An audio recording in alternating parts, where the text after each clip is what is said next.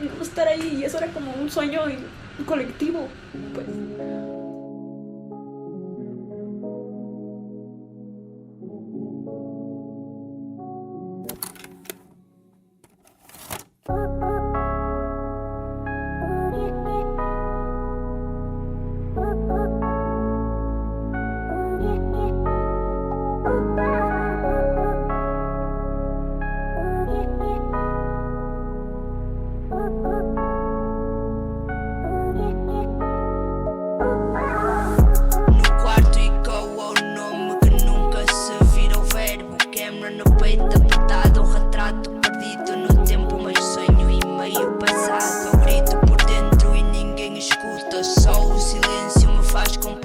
Tentando juntar os pedaços do que fomos e do que ainda doía. As luzes caem no mesmo lugar onde Cameron costumava rir-se de tudo.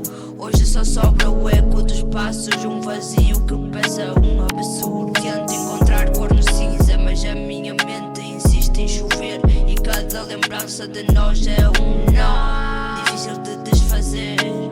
Cameron era um fio de luz nesta festa, agora é sombra na minha contramão. O nome que pesa nos ombros afunda no peito e arrasta no chão.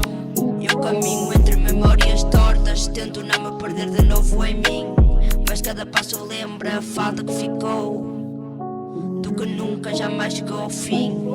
Cameron ficaram presas nas gavetas onde guardo o que já não me regressa. Palavras gastas no ar, promessas que o tempo levou de volta. O que era fogo se tornou cinza fria, espalhada pelo chão onde pisávamos apenas alegria. E agora somos só duas desconhecidas a fingir que já não nos lembramos de nos sentirmos queridas. O amor desfez-se devagar, sem gritos, só com aquele vazio que mói por dentro. E agora caminhamos paralelos, tão perto do mapa mas longe